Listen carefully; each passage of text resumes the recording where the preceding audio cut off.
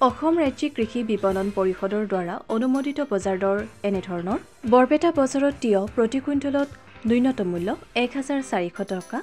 প্ৰতি কুইণ্টলত অধিকতম মূল্য ১,৫০০ টকা, ৰঙালাও ৯০০ টকা, ১,০০০ টকা, বিলাহী ২,০০০ টকা, ২,৫০০ টকা, কোমোৰা ১,০০০ টকা, ১,৩০০ টকা। গোৱালপাৰা বজাৰত বন্ধাকবি প্ৰতি কুইণ্টলত ন্যূনতম মূল্য ১,৫০০ টকা, প্ৰতি কুইণ্টলত অধিকতম মূল্য ২,০০০ টকা, স্কোৱাছ ১,২০০ টকা, ১,৪০০ টকা, জলকীয়া ৫,০০০ টকা, ৬,০০০ টকা, জিকা ১,৪০০ টকা, ১,৭০০ টকা। শিৱসাগৰ বজাৰত পটল প্ৰতি কুইণ্টলত ন্যূনতম মূল্য ২,৪০০ টকা, প্ৰতি কুইণ্টলত অধিকতম মূল্য ২,৬০০ টকা, স্কোৱাছ ২,০০০ টকা, ২,২০০ টকা, তিয়হ ১,৮০০ টকা, ২,০০০ টকা, বিলাহী ২,৮০০ টকা, ২,৯০০ টকা। গোলাঘাট বজাৰত ভেন্দি প্ৰতি কুইণ্টলত ন্যূনতম মূল্য ২,৪০০ টকা, প্ৰতি কুইণ্টলত অধিকতম মূল্য ২,৬০০ টকা, তিতা কেৰেলা ২,৬০০ টকা, ২,৯০০ টকা, বন্ধাকবি ২,৩০০ টকা, ২,৫০০ টকা, বিলাহী ২,৯০০ টকা, ৩,০০০ টকা।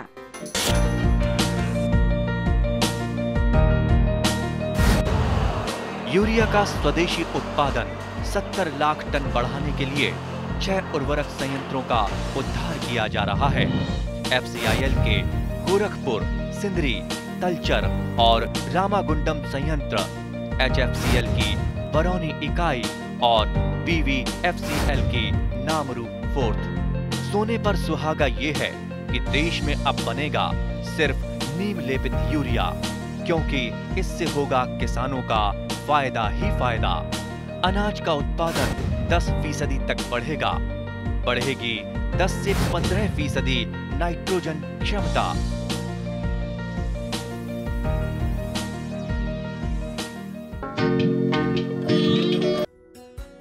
জলবায়ুৰ পৰিৱৰ্তন তথা গোলকীয় উষ্ণতা বৃদ্ধিৰ কুফল এতিয়া সমগ্ৰ বিশ্বতে দেখিবলৈ পোৱা গৈছে। এই ক্ষেত্ৰত প্ৰাকৃতিক কৃষি নেচাৰেল ফাৰ্মিঙৰ গুৰুত্ব যথেষ্ট বাঢ়িছে আৰু ইয়াৰ যোগেদি কৃষি উৎপাদন কৰিলে পৰিৱেশ বিনষ্ট হোৱাত কিছু হলেও বাধা দিয়া হ'ব। প্ৰাকৃতিক কৃষি বুলিলে এনে এটা কৃষি পদ্ধতিক বুজোৱা হৈছে য'ত প্ৰকৃতিৰ লগত সমন্বয় ৰক্ষা কৰি কৃষি কাৰ্য কৰা হয়। জাপানৰ এজন দাৰ্শনিক তথা কৃষক মাছানোবু ফুকুওকায়ে এই প্ৰাকৃতিক কৃষিৰ উদ্ভাৱক। প্ৰাকৃতিক কৃষি হৈছে পৰম্পৰাগতভাৱে তথা থলুৱাভাৱে কৰা ৰাসায়নিক দ্ৰব্যমুক্ত কৃষি পদ্ধতি। ই কৃষি পৰিস্থিতি আধাৰিত বৈচিত্ৰ্যময় কৃষি প্ৰণালী যি শস্য, গছ-গছনি আৰু পশুধনক থলুৱা জৈৱ বৈচিত্ৰ্যৰ সৈতে একত্ৰিত কৰে। প্ৰাকৃতিক কৃষিৰ অন্য নাম যেনে ধনহীন প্ৰাকৃতিক কৃষি, গোভিত্তিক প্ৰাকৃতিক কৃষি ইত্যাদি। ভাৰতত এই প্ৰাকৃতিক কৃষিৰ প্ৰৱৰ্তকগৰাকীৰ নাম হ'ল পদ্মশ্ৰী বঁটা প্ৰাপক মহাৰাষ্ট্ৰৰ শ্ৰী সুভাষ পালেকৰ। উল্লেখযোগ্য যে তেখেতে প্ৰাকৃতিক কৃষিৰ বহুতো দিহা আগবঢ়াইছে, যিটো নিজে প্ৰায় ২০ বছৰৰো অধিক সময় খেতি পথাৰত হাতে কামে কৰি পোৱাৰ ফল। সুভাষ পালেকৰ ডাঙৰীয়াই আগবঢ়োৱা কিছুমান পদ্ধতি আমাৰ নিজা স্থানবোৰতো পৰীক্ষা নিৰীক্ষা কৰাৰ প্ৰয়োজনীয়তাৰ ওপৰত লক্ষ্য ৰাখি অসম কৃষি বিশ্ববিদ্যালয়ে ৫টা কেন্দ্ৰত প্ৰাকৃতিক কৃষিৰ আঁচনিসমূহ ৰূপায়ণ কৰি আছে। তাৰোপৰি অসমৰ বিভিন্ন স্থানত থকা কৃষি বিজ্ঞান কেন্দ্ৰসমূহে এই খেতি প্ৰৱৰ্তনৰ বাবে প্ৰশিক্ষণ প্ৰদান কৰি আহিছে। অসম কৃষি বিশ্ববিদ্যালয়ৰ অধীনৰ বিশ্বনাথ কৃষি মহাবিদ্যালয়ত প্ৰাকৃতিক কৃষি পদ্ধতিত হালধি বীজামৃত ব্যৱহাৰ কৰি পোনপটীয়াকৈ সিঁচা আহু ধান, মাটিমাহ, সৰিয়হৰ ক্ষেত্ৰত বীজৰ অংকুৰণত পৰা প্ৰভাৱ আৰু উৎপাদন আদিৰ পৰীক্ষামূলক খেতি কৰে। বিশ্বনাথ কৃষি মহাবিদ্যালয়ত চলি থকা পৰীক্ষামূলক তথা প্ৰদৰ্শনমূলক খেতিৰ বিষয়ে একে মহাবিদ্যালয়ৰে শস্য বিজ্ঞান বিভাগৰ মুৰব্বী অধ্যাপক ডক্টৰ হৰিহৰ চন্দ্ৰ বায়নে কি কৈছে শুনো আহকচোন। এই স্কিমখন আমাৰ ইয়াত 2022-23 আৰম্ভ কৰা হৈছিলে ষ্টেট গভৰ্ণমেণ্ট অফ আছামৰ স্পন্সৰশ্বিপত। ইয়াত মেইনলি প্ৰাকৃতিক কৃষিৰ ওপৰত আমি গৱেষণা কৰি আছোঁ। যোৱা 2 বছৰে প্ৰাকৃতিক কৃষিৰ মেইন উদ্দেশ্যটো হৈছে আমি ইয়াত যিখিনি আমি শস্য উৎপাদন কৰোঁ বা যিখিনি গৱেষণা কৰোঁ সেই গোটেইখিনি আমি প্ৰাকৃতিকভাৱে পোৱা বিভিন্ন দ্ৰব্য ব্যৱহাৰ কৰি আমি কামখিনি কৰোঁ ইয়াৰ আমি বিভিন্ন সিকুৱেন্সত ক্ৰপ সিকুৱেন্সত আমি গৱেষণা কৰি আছোঁ তাৰে এটা কম্পোনেন্ট হৈছে আমি মাটিৰ যেটো উৰ্বৰা শক্তিটো বঢ়াবৰ কাৰণে আমি কেইবাটাও শস্য একেলগে কৰি তাৰ কি ফলাফল হয় এইটো প্ৰাকৃতিক কৃষিৰে এটা কম্পোনেন্ট আমি হেতু চাইছিলোঁ এইটো মোৰ পিছফালে যেটো আছে শস্য ইয়াত আসলতে 12টা শস্য একেলগে কৰি থকা হৈছে এই 12টা শস্য আমি একেলগে একে সময়তে গুটিবোৰ বীজবোৰ মিক্স কৰি ছটিয়াইছিলোঁ আৰু এই 12টা শস্যৰ ভিতৰত আমাৰ আহু ধান মাটিমাহ মগুমাহ অৰহৰ কাউপি তিল এনেকৈ 12টা শস্য আমি একেলগে কৰিছোঁ কৰাৰ মেইন উদ্দেশ্যটো হৈছে ইয়াত আমি কোনো শস্য নচপাওঁ মেইনলি আমি মাটিৰ কিমানখিনি উৰ্বৰতাটো বাঢ়িছে আমি সেই বস্তুটোহে আমি ইয়াত পৰীক্ষা কৰিম এইটো এতিয়া আমাৰ সামাৰ ক্ৰপ হিচাপে কৰা হৈছিল আৰু এতিয়া ইয়াক আমি প্লাউ ডাউন কৰি দিম মানে মাটিৰ লগত মিহলাই দিম দি ইয়াৰ পিছত আমি ইয়াত অন্যান্য শস্য আমি ইয়াত পৰীক্ষা কৰিম ইয়াৰ কিমানখিনি উৎপাদন বাঢ়ে কোনো ধৰণৰ বেলেগ দ্ৰব্য ব্যৱহাৰ নকৰাকে সেই বস্তুটোহে আমি ইয়াত পৰীক্ষা কৰিম গতিকে এইটো এটা আমাৰ ডেমনষ্ট্ৰেচন ইউনিট হিচাপে ৰখা হৈছে ইয়াৰ উপৰি ইয়াত 3টা বিষয়ত আমি গৱেষণা কৰি আছো 3টা ক্ৰপ সিকুৱেন্সৰ ওপৰত শস্যৰ এটা হৈছে আহু ধান মাটিমাহ আৰু সৰিয়হৰ বছৰটোৰ ভিতৰত কৰা সিকুৱেন্স আনটো হৈছে আমাৰ যেটো millet crop millet soybean crop আৰু সৰিয়হ তাৰ ওপৰত এটা গৱেষণা কৰি থকা হৈছে আৰু আন তৃতীয়টো হৈছে আমি হালধিৰ ওপৰত গৱেষণা কৰি আছো এই 3টা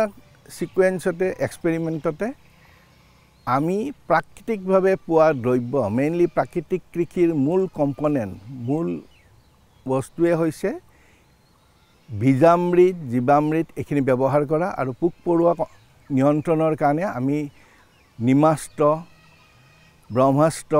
তেনেকুৱা ধৰণৰ কিছুমান কীটনাশক দ্ৰব্য আমি ব্যৱহাৰ কৰোঁ গতিকে এইখিনি ব্যৱহাৰ কৰি আমাৰ কিমানখিনি শস্য উৎপাদন কৰিব পাৰি প্ৰাকৃতিকভাৱে সেই বস্তুটোহে আমি আমাৰ ইয়াত চাইছোঁ হালধি উৎপাদনৰ বাবে প্ৰাকৃতিক কৃষি হিচাপে বীজামৃত আৰু জীৱামৃত ব্যৱহাৰৰ কথা উল্লেখ কৰি অধ্যাপক ডক্টৰ হৰিহৰ চন্দ্ৰ বায়নে এনেদৰে কয় হালধিৰ এটা এক্সপেৰিমেন্ট কৰা হৈছে তাতো আমি বীজামৃত দি চাইছোঁ কোনো ধৰণৰ প্ৰাকৃতিক দ্ৰব্য নিদিয়াকৈ চাইছোঁ প্ৰাকৃতিক দ্ৰব্য আমি বীজামৃত বনাই বীজামৃত দি চাইছোঁ আৰু বীজামৃতটো মেইনলি আমি শস্যৰ যেটো বীজত বিভিন্ন বেমাৰ বা এইবিলাক বা মাটিৰ পৰা হোৱা বেমাৰ এইবিলাক প্ৰটেক্ট কৰি ৰাখে বীজামৃতটোৱে গতিকে তাৰ কি গুণাগুণ আছে সেইটো এটা চোৱা হৈছিল আৰু এটা আমি প্ৰাকৃতিক দ্ৰব্য জেনেৰেলি ব্যৱহাৰ কৰা হয় প্ৰাকৃতিক কৃষিত সেইটো হৈছে জীৱামৃতটো আপোনাৰ মেইনলি মাটিডৰাৰ পৰা যেটো আমাক পোষক দ্ৰব্য লাগে গছক পোষক দ্ৰব্য লাগে সেই পোষক দ্ৰব্যটো এভেইলেবিলিটিটো বেছি কৰে ই জেনেৰেলি মানে আমি যেটো এটো আৰ্টিফিশিয়াল যেটো নিউট্ৰিয়েন্ট আমি যেটো সাৰ ব্যৱহাৰ কৰোঁ সাৰৰ প্ৰাকৃতিক কৃষিত সাৰ ব্যৱহাৰ কৰা নহয় তাৰ হলনি আমি যদি জীৱামৃতটো দিওঁ তেনেহলে জীৱামৃতে এই সাৰৰ কামখিনি কৰে গতিকে মাটিৰ গুণাগুণ বৃদ্ধিত জীৱামৃতে এটা ভাল ফল দিয়ে আৰু সেই জীৱামৃতটো হালধিত বেলেগ বেলেগ ধৰণে ব্যৱহাৰ কৰি ইয়াৰ কিমানখিনি উৎপাদন বাঢ়ে সেই বস্তুটো চোৱা হৈছিল বান্দৰৰ উপদ্ৰৱৰ পৰা ৰক্ষা পাবলৈ কৃষি পথাৰত সোলাৰ ফেন্সিং ব্যৱহাৰ কৰিব লগা হোৱাৰ কথা ডক্টৰ হৰিহৰ চন্দ্ৰ বায়নে এনেদৰে কয় এই প্ৰাকৃতিকভাৱে কৃষি কৰাৰ মেইন উদ্দেশ্যটোৱে হৈছে আমি ইয়াৰ প্ৰডাকশ্যনটো বঢ়াব লাগে কিন্তু দেখা গৈছে যে যোৱা 2 বছৰ আমি যিখিনি কৰি আছোঁ প্ৰায়ে আমাৰ যেতিয়া শস্যটো চপোৱাৰ সময় হয় তেতিয়া বান্দৰ শস্যটো লগোৱাৰ সময়ত অসুবিধা হয় সৰু সৰু আমাৰ হহা এই ধৰণৰ প্ৰাকৃতিক পেষ্টবিলাকৰ যথেষ্ট প্ৰব্লেম কৰে গতিকে যোৱা বছৰ আমি এটা নতুন ইয়াত ব্যৱস্থা লোৱা হৈছিল সেইটো হৈছে সোলাৰ ফেন্সিং সোলাৰ ফেন্সিঙত আমাৰ মোৰ পিছফালে যেটো আছে এইটো মিক্স ক্ৰপত আমি ইয়াতে এইবাৰ আকৌ নতুন খাৰি বাৰিষা কালত আমি নতুন এটা এক্সপেৰিমেন্ট ইয়াত ষ্টাৰ্ট কৰিম ইয়াত এই সোলাৰ ফেন্সিংটো দিয়া হৈছে বান্দৰৰ পৰা ৰক্ষা পাবৰ কাৰণে ইয়াত একচুয়ালি এখন সোলাৰ পেনেল আছে সোলাৰ পেনেলৰ পৰা আমি ইলেক্ট্ৰিক কাৰেণ্টটো দি দিয়া যায় এই তাৰত আৰু যেতিয়া বান্দৰবোৰ আহে বান্দৰে যেতিয়া হাত লগাব তেতিয়া তেওঁলোকক শক কৰি যেটো শক পায় শক পালে এবাৰ ভয় পালে হি আৰু সেকেন্ড টাইম ঘুমাব নাহে সেই ধৰণে আমি শস্যটোক ৰক্ষা কৰাৰ আমি এটা ব্যৱস্থা কৰা হৈছে প্ৰাকৃতিক কৃষিৰ মুখ্য উপাদানসমূহ হ'ল বীজামৃত জীৱামৃত বায়সাৰ আদি মিলেট আৰু আহু ধানত ব্যৱহাৰ কৰাৰ কথা বিশ্বনাথ কৃষি মহাবিদ্যালয়ৰ শস্য বিজ্ঞান বিভাগৰ মুৰব্বী অধ্যাপক ডক্টৰ হৰিহৰ চন্দ্ৰ বায়নে কি কৈছে শুনোৱা হকচোন প্ৰাকৃতিক কৃষি গৱেষণা প্ৰকল্পৰ অন্তৰ্গত দুটা আমি এক্সপেৰিমেন্ট চাইছিলো এটা হৈছে আহু ধানৰ ওপৰত আহু ধান মাটিমাহ আৰু সৰিয়হৰ এটা সিকোয়েন্স অন্যটো হৈছে এটো যেটো মিলেট ক্ৰপ সয়াবিন আৰু সৰিয়হ আসলতে দুইটা বেলেগ বেলেগ এইকাৰণে চোৱা হৈছে আমাৰ অসমত মেইনলি ধানক মুখ্য কৰি কেনে খেতিবোৰ কৰা হয় সেইকাৰণে আমি ধানটোক মুখ্য কৰি কেনে এটা সিকোয়েন্সত এটা এক্সপেৰিমেন্ট চাইছিলো আৰু মিলেট যেটো আমি যেতিয়া ৰাবি শস্য চপোৱাৰ পিছত আমি খাৰিফ শস্য আৰম্ভ কৰাৰ মাজত যিখিনি সময় থাকে সেই সময়খিনিত বহুত মাটি এনে সন পৰি থাকে আৰু প্ৰায় হার বা খুব এনে ওয়েস্টল্যান্ড হিসাবে থাকি যায় সেইবিলাক মাটিত আমি এই মিলেট ক্ৰপটো খুব সুন্দৰকে কৰিব পাৰো হেতু উদ্দেশ্য ৰাখি এই ক্ৰপটো চোৱা হৈছিল এই দুইটা এক্সপেৰিমেন্টতে আমি গৰুৰ গোবৰ এন্ডিস বায়োসাৰ বুলি কওঁ আমি গৰুৰ গোবৰৰ লগত বায়োসাৰে আকৌ মাটিৰ উৰ্বৰতা শক্তিটো বৃদ্ধি কৰে বীজামৃত আৰু জীৱামৃত এই কেটা প্ৰাকৃতিক কম্পোনেন্ট দ্ৰব্য লৈ কেনে আমি এই দুইটা এক্সপেৰিমেন্ট চাইছিলো আৰু ইয়াতো আমি ভাল ফল দেখা পাইছো আমি যদি গৰুৰ গোবৰটোক বায়োসাৰৰ লগত মিক্স কৰি কেনে দিও তেনেহলে খুব ভাল ফলাফল দিয়ে তাৰ লগত আমি জীৱামৃতটো আমি দিও জীৱামৃতটো দিয়াৰ উদ্দেশ্য এইটোৱে যে জীৱামৃতে এটা অনুঘটকৰ কাম কৰে মাটিৰ যেটো হাড় সেই হাড়টো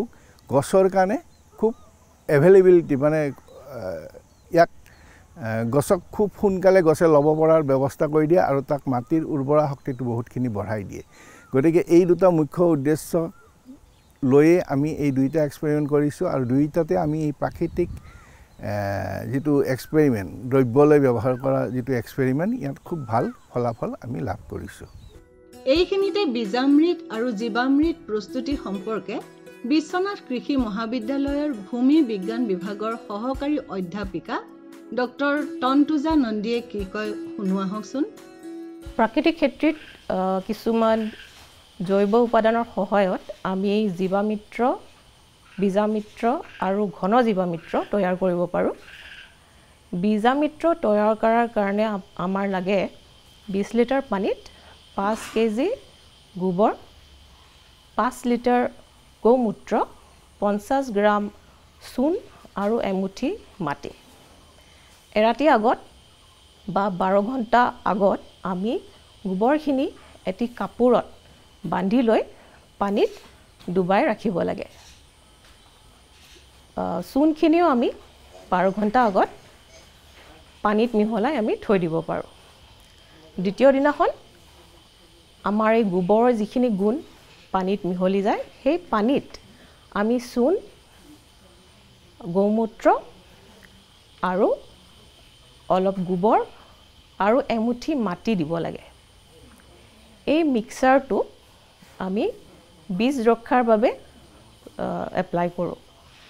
সো ইয়াকে বীজামৃত বুলি কয় আপোনাৰ বীজৰ সাইজৰ ওপৰত নিৰ্ভৰ কৰিব যদি বীজ সৰু হয় তেতিয়াহ'লে কম লাগিব আৰু যদি বীজৰ সাইজ ডাঙৰ হয় তেতিয়াহ'লে অলপ বেছি লাগিব এই মিশ্ৰণটো আমি বীজৰ ওপৰত ছটিয়াই দি ছাঁত শুকাই মেলি তাৰ পিছত আমি বীজটো পথাৰত ৰুবলৈ দিওঁ তাৰ পিছত আমাৰ জীৱামিত্ৰ বনাবৰ কাৰণে আমাক লাগে কেঁচা গোবৰ গৌমূত্ৰ বেচন গুড় আৰু এমুঠি মাটি এই গোটেইখিনি মিশ্ৰণ কৰি আমি থৈ দিব লাগে আৰু ফাৰ্মেন্টেশ্যন প্ৰসেস তাৰমানে গাজনি দি কিছুদিন ৰাখিব লাগে জীৱামিত্ৰ আমি 15 দিনলৈকে থব পাৰোঁ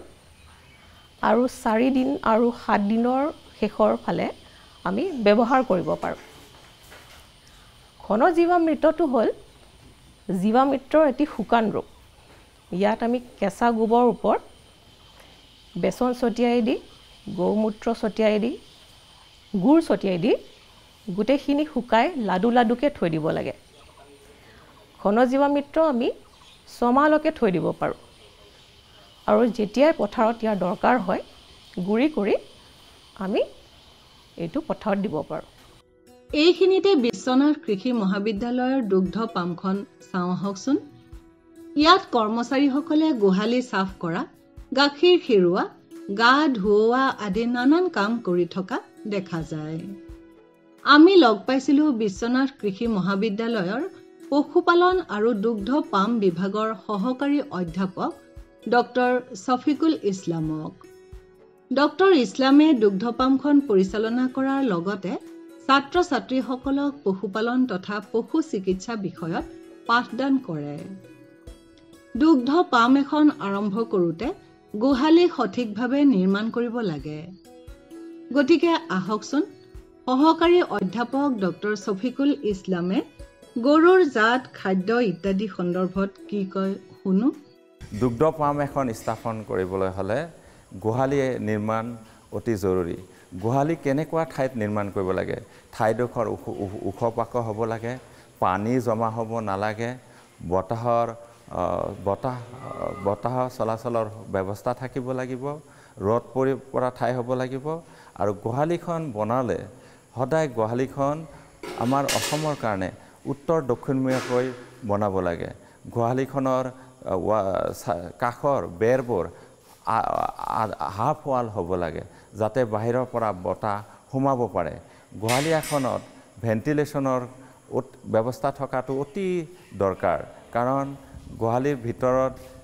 গাইগৰুৱে পেচাব পায়খানা কৰি থাকে আৰু যাৰ কাৰণে বিভিন্ন ধৰণৰ গেছৰ উৎপাদন হয় আৰু সেই ক্ষতিকাৰক গেছবোৰ ওলাই যোৱাৰ ব্যৱস্থা কৰিব লাগে তাৰপিছত গোহালিৰ বিজ্ঞানসন্মতভাৱে গোহালি নিৰ্মাণ কৰিবলৈ হ'লে গোহালিৰ ভিতৰত গৰুৰ খাদ্য দিয়া পাত্ৰ গৰু বন্ধা ঠাই আৰু নলাৰ ব্যৱস্থা কৰিব লাগে নলাৰ ব্যৱস্থা এই কাৰণে কৰিব লাগে যাতে গোহালিৰ পৰা পেচাব আৰু গোহালিখন ধোওঁতে যিখিনি পানী সেইখিনি যাতে ওলাই যাব পাৰে অতি সহজতে আৰু গৰু বন্ধা ঠাইডোখৰ অলপ এডলীয়া হ'ব লাগে নলাৰ ফালে আৰু ঠাইডোখৰ অলপ খহটা হ'ব লাগে তাৰপিছত আহিলে উপযুক্ত জাতৰ নিৰ্বাচন অসমৰ পৰিৱেশৰ কাৰণে জাৰ্চি আৰু হলষ্টেইন ফ্ৰিজেন ক্ৰছ এই দুই সঁচৰ গাই গৰু উপযুক্ত হয় থলুৱা জাতৰ গাই গৰুৰে আমি দুগ্ধ ফাৰ্ম আৰম্ভ কৰিলে আমি লাভৱান হ'ব নোৱাৰিম কাৰণ সিহঁতৰ গাখীৰৰ উৎপাদন ক্ষমতা অতি কম সেইকাৰণে ভাল জাতৰ হলষ্টেইন ফ্ৰিজেন আৰু জাৰ্চি সঁচৰ গাই গৰু নিৰ্বাচন কৰিহে দুগ্ধ ফাৰ্ম আৰম্ভ কৰিব লাগে তৃতীয়তে আহিল খাদ্যৰ ব্যৱস্থাপনা পাম এখনত আপোনালোকে জানে যে দুগ্ধ পাম এখনত বহুত ঘাঁহৰ দৰকাৰ হয় সেইকাৰণে পাম এখন আৰম্ভ কৰাৰ আগতে ঘাঁহ খেতিৰ বিষয়টো গুৰুত্ব দিব লাগে ঘাঁহ খেতি আৰম্ভ কৰি লৈহে দুগ্ধ পাম আৰম্ভ কৰিব লাগে আৰু ঘাঁহ পাম এখনত বিভিন্ন ধৰণৰ আমি ঘাঁহ খেতি কৰিব পাৰি। কিছুমান একবৰ্ষী ঘাঁহ আছে, কিছুমান বহুবৰ্ষী ঘাঁহ আছে। দুয়োবিধ ঘাঁহেই পাম এখনত খেতি কৰিব লাগে। কুকুৰা পালন সম্পৰ্কে সহকাৰী অধ্যাপক ডক্টৰ শফিকুল ইছলামে কি কয় শুনোৱা হওকচোন। আমাৰ বিশ্বনাথ কৃষি মহাবিদ্যালয়ত এখন সৰু কুকুৰা ফাৰ্ম এখন আছে। এই ফাৰ্মখনত আমি VV300 সঁচৰ কুকুৰা পুহি আছোঁ আৰু এই কুকুৰা মূলতঃ কণী উৎপাদনৰ কাৰণে পোহা হয় আৰু এজনী কুকুৰাই বছৰি 300টাকৈ কণী পাৰে। কিন্তু ইয়াৰ এটা সমস্যা হৈছে এই সঁচৰ কুকুৰা বেকয়াৰ্ড ফাৰ্মিং, তাৰমানে ফাৰ্মাৰৰ ঘৰত মুকলিভাৱে পোহাৰ কাৰণে উপযুক্ত নহয়, কাৰণ বাৰ্ডটো বহুত সেনচিটিভ, বিভিন্ন ধৰণৰ বেমাৰ আজাৰ হৈ থাকে। কিন্তু যিসকল নিবনুৱা যুৱক যুৱতী আছে তেখেতসকলে এই কুকুৰা পাম স্থাপন কৰি নিজকে সংস্থাপিত হ'ব পাৰে। বিশ্বনাথ কৃষি মহাবিদ্যালয়ৰ পশুপালন বিভাগত বিভিন্ন ধৰণৰ ছাগলী পালন কৰাৰ লগতে দুগ্ধ পামৰ উৎপাদিত গাখীৰবোৰৰো বিক্ৰীৰ সুব্যৱস্থা ৰাখিছে। উল্লেখযোগ্য যে ইয়াত নেপিয়াৰ ঘাঁহৰ খেতি কৰি গৰুক খুওৱাৰ বাবে গাখীৰৰ মানদণ্ডও যথেষ্ট বেছি বুলি জনা যায়। আশা কৰা হৈছে গৰুৰ গোবৰৰ পৰা উন্নত মানদণ্ডৰ পচন সাৰ, কেঁচু সাৰ, জীৱামৃত তৈয়াৰ কৰি প্ৰাকৃতিক কৃষিৰ লগতে জৈৱিক কৃষি পদ্ধতিত ব্যৱহাৰ কৰিলে স্বাস্থ্যসন্মত শস্য উৎপাদন কৰিব পাৰিব। किसान भाइयों गांठ बांध लो, गांठ बांध लो, बहुत है काम की, समृद्धि के पैगाम की। मिट्टी के मिजाज को समझो, मिट्टी के हर राज को समझो, मिट्टी की तुम जांच कराओ, मुफ्त सॉइल हेल्थ कार्ड ले जाओ। कभी मुनासिब बीज लगाओ, सही किस्म की खाद ले आओ, जितनी जरूरी उतनी डालो, सही मात्रा खुद पहचानो, इसको अपना मंत्र बना लो, मिट्टी की सेहत तो जानो। बात बहुत है काम की, कम लागत अधिक वरदान की। किसान भाइयों गांठ बांध लो, आज ही मिट्टी की जांच कराएं। राज्य सरकार के कृषि अधिकारी से संपर्क करें और मुफ्त में सॉइल हेल्थ कार्ड पाएं। कृषि और किसान कल्याण मंत्रालय द्वारा किसान हित में